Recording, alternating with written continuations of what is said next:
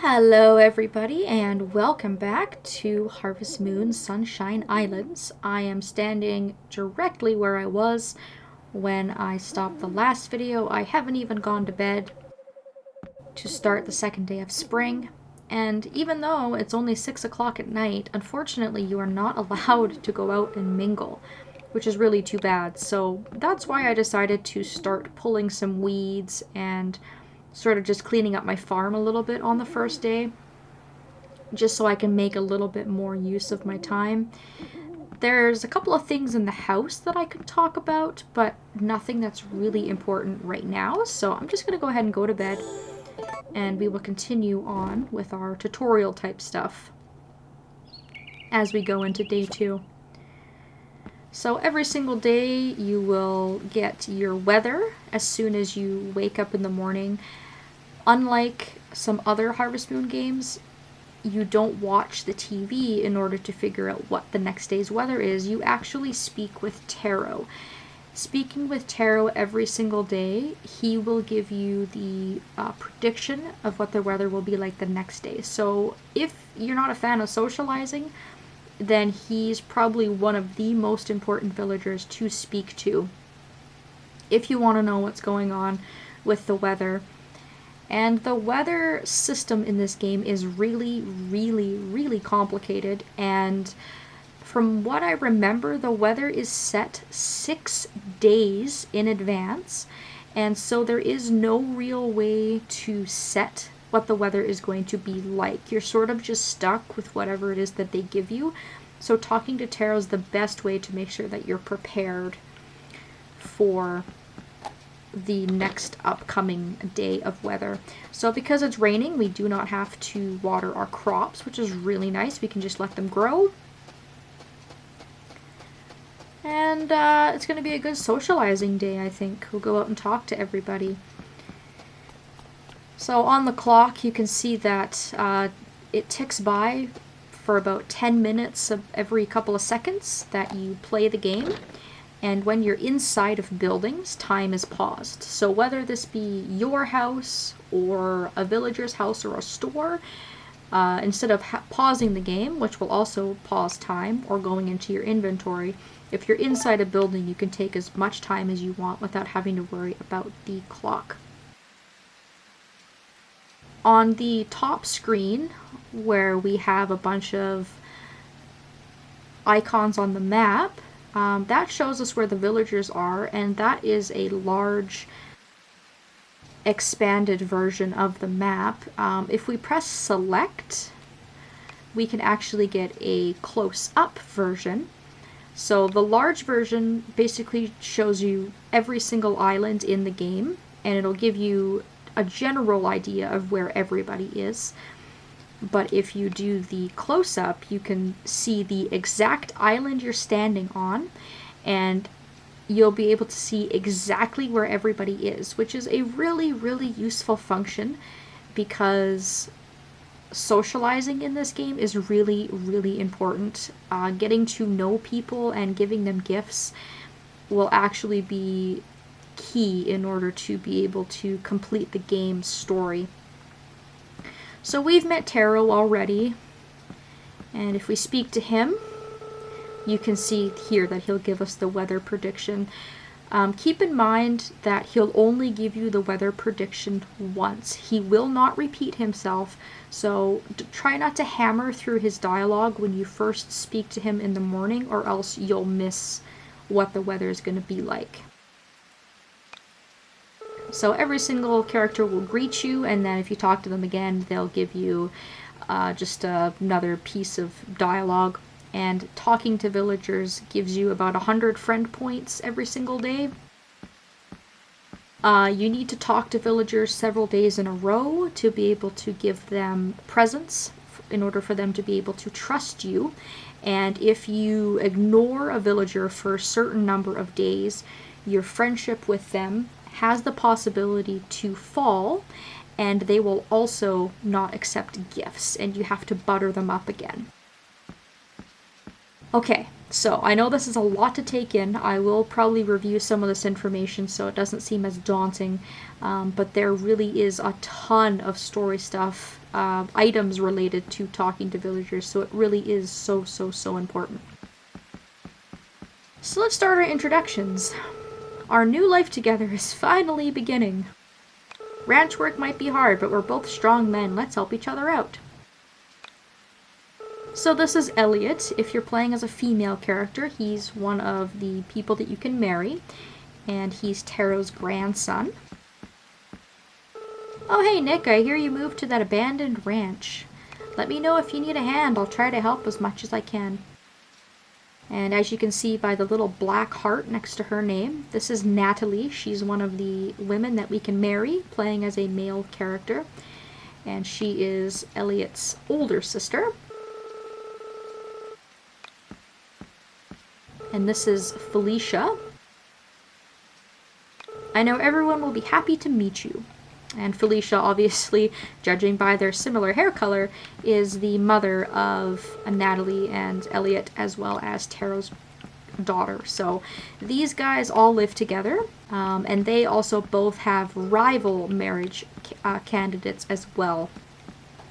So if we don't marry one of them, they will end up marrying somebody else. I'm just picking up some random herbs on the ground. I can eat these to gain a little bit of energy. I can use them in cooking. I can use them as gifts. They're very, very versatile. For the time being, I'm probably going to sell them for a little bit of money.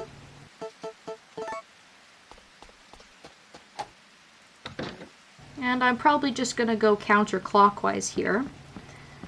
So this house just south of where their home is the home of Pierre, a member of the prestigious gourmet family. I came to this island for its quality ingredients. Let me know if you find anything. So if you're playing as a female, he is another marriage candidate that you're able to marry if you want to. This house here is locked. I think the fella is actually out here on the beach fishing. Yes. This fella here, Ray, he lives in that house that was locked. He is what is considered a sub-villager. So basically there's a couple of villagers. They're not as important as the main villagers who have icons on the map, kind of the main characters. You can still give them gifts and talk to them and befriend them like regular villagers, but they're obviously not as much of a priority. So I'm probably not going to worry too much about these sub-villagers until later on. So these first couple of days I'm really just going to spend doing some scavenging, picking some stuff up, and talking to people. And as you can see here, when I pick up items, they do not stack. So I have to constantly go into my inventory and order things so that I have space, which is probably one of my biggest pet peeves in this game. I don't know why it does that, and I've never been able to figure out how to fix that, if there's a way to fix it. And it's really odd because some items stack and some items do not. So for example, all of our weeds that we've been picking up stack. All of your stone, your branches, all of those things will stack. But when you harvest crops, they don't stack. All the stuff that I'm foraging, it doesn't stack. So it's one of those things where it doesn't quite make sense. This house here is locked. It belongs to one of our sub-villagers once again. This building here is the diner. So this is an area where we can get a bite to eat. This is Nick. He runs the diner. I'm Nick as well. Holy crap, look at that. Small world. So at this point in the game, because we have very limited funds, buying stuff from him and using our money to buy food is just not worth it. But he will teach us how to cook things as well.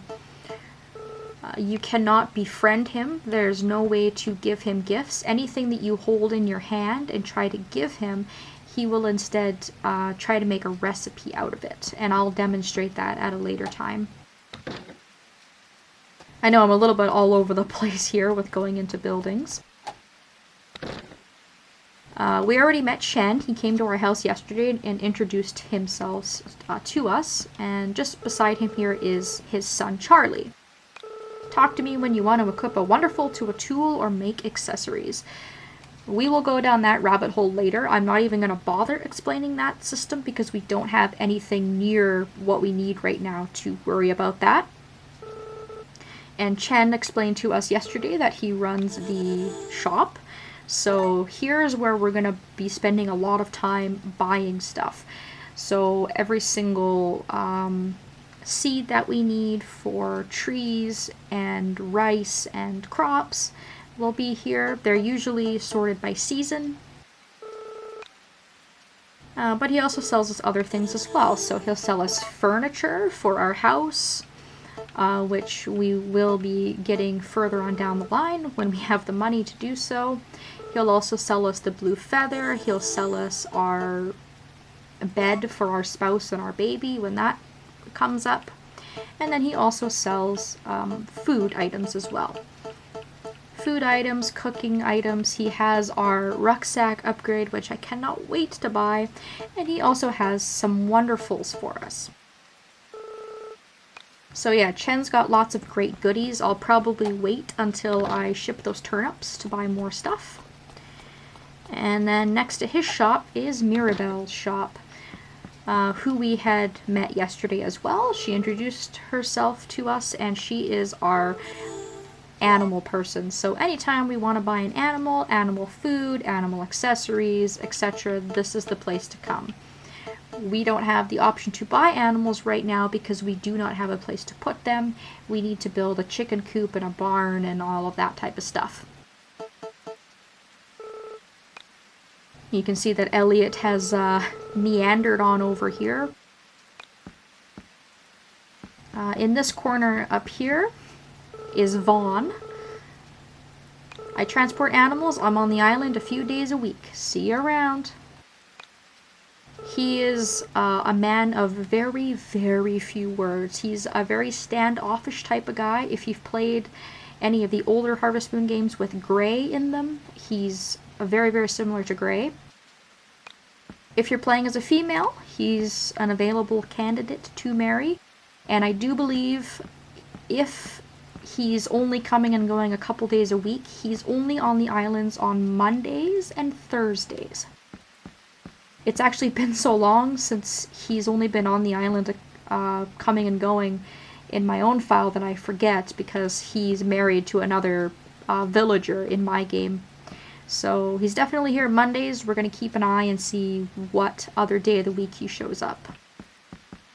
So befriending him, especially if you want to marry him, is very, very slow going because you only have the option to talk to him a couple days a week.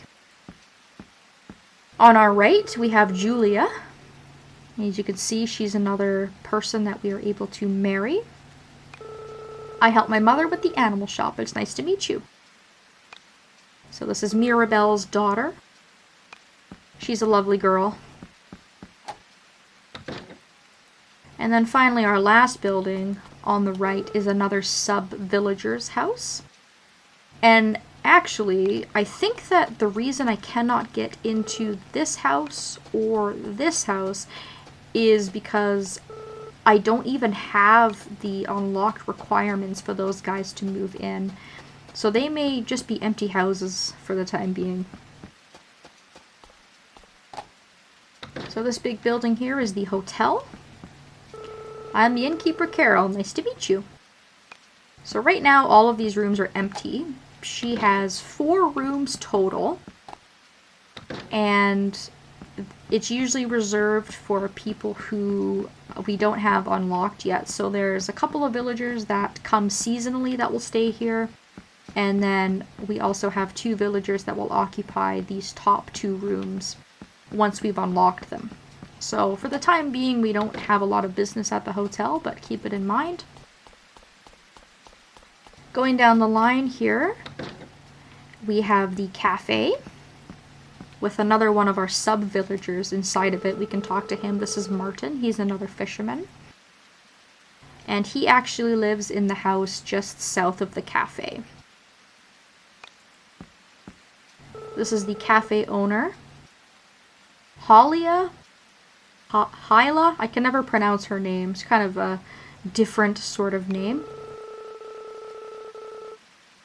But she sells different food from Nick, the diner owner, so they have a different variety of food options. And she is once again a villager that we cannot befriend because any item that we show her, she's going to turn into a recipe for us. So when we start getting food items, we can bring them to her and she can start to make us some recipes. This is Ray's house, the fisherman that we just talked to. To the right of his house is Gannon's shop. He introduced himself to us yesterday. He's the carpenter. So right now we have a couple of different options. We have the ability to buy materials from him, and we can also buy some upgraded tools, as well as some tools that we don't have at the moment. He'll also be the one to build us anything that we want made. So you can see here that we have a bunch of different options, and as well as the cost of the item with and without lumber. So the chicken coop, for example, if we have 150 pieces of lumber, we can build it for $5,000, and if we don't have the 150 pieces of lumber, he's going to charge us $18,000. So being able to have your own supply of lumber and stone really will save you a ton of money. It's going to be a while before we're able to build any of that stuff though, so I'm not too worried about it right now. And then his last option is changing our wallpaper, and this is purely cosmetic. It only changes the look of our house. In the upper bedroom here we have his daughter, Eliza. I get my beauty from my mom. Nice to meet you. She is very, very full of herself. She's an interesting little girl, that's for sure. On the right, up from Gannon's house, we can go into this incredibly, incredibly offensive pink house, which belongs to Lana. She's a pop star.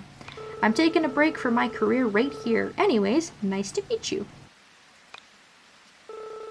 And as you can see, she is another marriage candidate for us. So you can see we have a lot of choice of girls to marry on the islands, and we are also not even getting introduced to all of them because there's a couple that we haven't unlocked yet.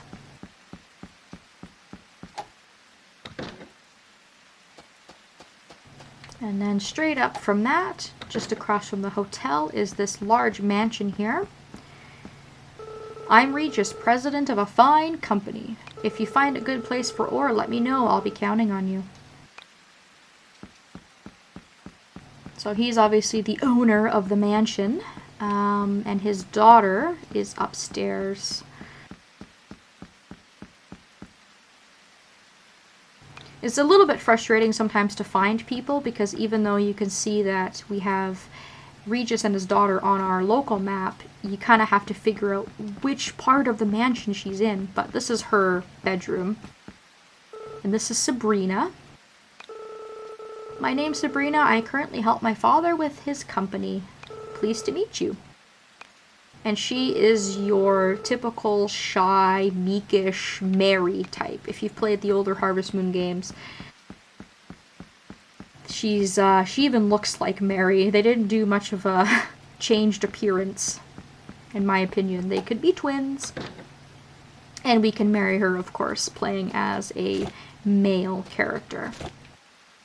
And last but not least, on the beach here, there's a little shack belonging to this fella here. This is Denny. He's a fisherman. I've been fishing here a long time, so if you have any questions, let me know. And again, if you're playing as a female, you can marry him as well. If we open up the menu and we go to our assets section, we have a list of all of the villagers here and a little bit about them, so it'll show what they like, their family, etc. And the marriage candidates are always listed first. So if for some reason you lose track of marriage candidates, or you just want to look at where you're at with each marriage candidate specifically, they're always listed at the top. So it'll be the marriage candidates, and then it will be usually villagers, and then at the very bottom I think it's sub-villagers. So you can see here that there's a lot of people that we have not met yet.